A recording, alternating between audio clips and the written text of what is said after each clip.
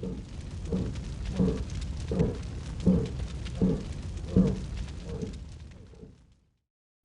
everybody, welcome back to the Ash and Stone channel. My name is Chris and today I'll show you how I went about painting my Dwarf Hall terrain.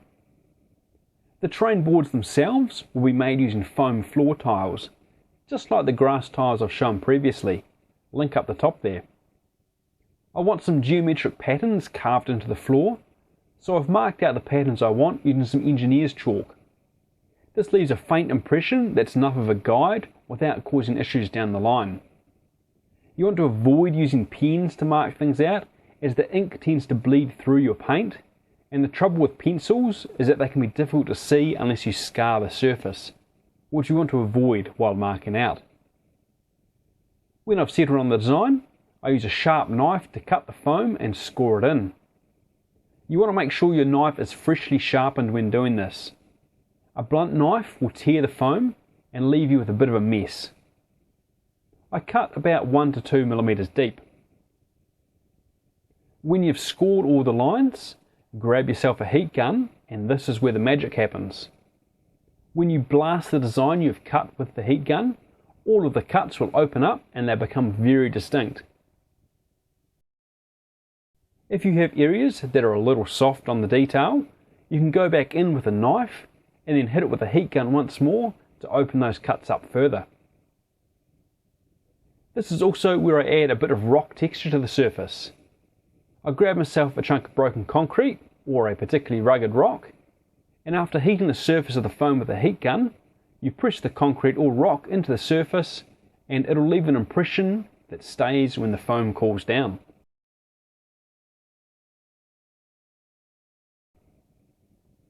If you make a mistake or you just don't like what's happening, you can hit the offending area with a heat gun and it'll lift the texture right out so you can have another go. Once I've given the whole mat a quick once over, I sprinkle a small amount of fine sand across the surface, just enough to add a bit more texture. This is glued down using a misting of IPA followed by a spray of watered down PVA.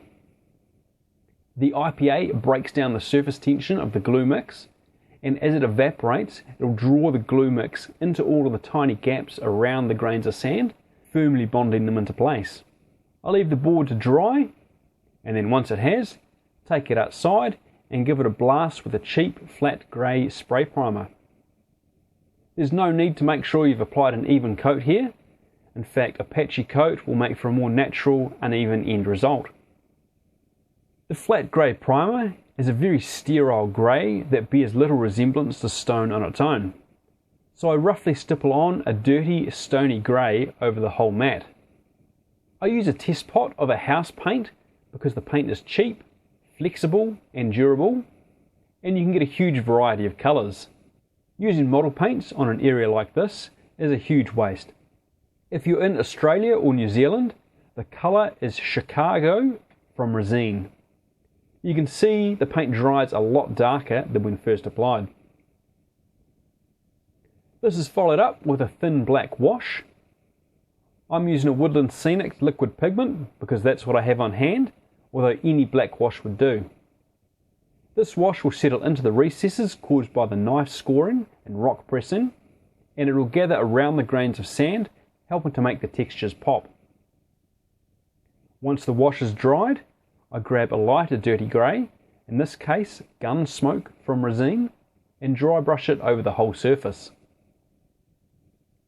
This gets followed up with an even lighter dry brush of Resene Silver Chalice, which is a lighter dirty grey.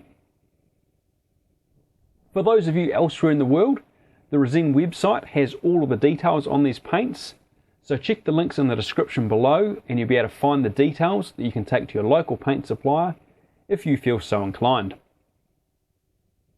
Next up, I grab a handful of green and brown washes. In this case, Army Painter Military Shader, Strong Tone, Soft Tone, and Mid Brown. Drops of these washes are squeezed directly from the bottle onto random spots of the surface. They are then stippled out until they blend in nicely. This adds subtle variations to the surface and just breaks up that grey a little. That's the board done.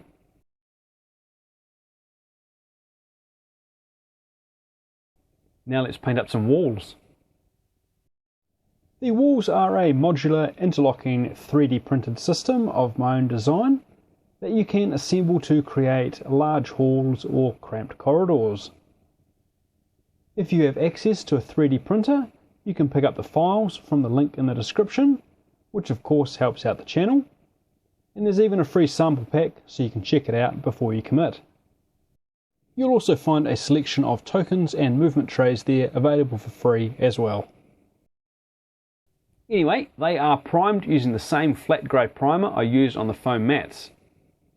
I apply yellow ochre and burnt umber paints to add a bit of subtle colour using a slightly damp sponge. Just enough to make the sponge soft, but not enough for that water to mix with the paint. The paint is very thick, and when applied randomly to the surface of the print, it both adds a bit of texture and helps disguise the layer lines a little. That takes a while to dry because it's on pretty thick, but when it has dried, I grab the Chicago again and stipple it over about 95% of the surface, making sure to get it in all the corners and crevices.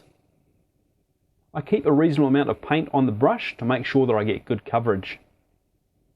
Stippling onto the 3D print helps to disguise those layer lines, and it's going to help create that mottled stone texture. Then out comes the gun smoke. Once again, this is stippled onto the surface. I ensure that I have less paint on the brush at a time by grabbing a little from the pot and then spreading it through the brush using the pot lid, so that when stippling the result is much patchier. I aim to cover around 60% of the surface, leaving the darker colour in all the recesses. Finally, out comes the silver chalice. Surprise, surprise, this is also stippled onto the surface. Once again, less paint on the brush and aiming for about 10% coverage. I then wipe off most of the paint using a paper towel and give the edges of the columns and around the runes a quick dry brush using diagonal downward motions to highlight and define those sharp edges. And as easy as that, we've got some walls painted.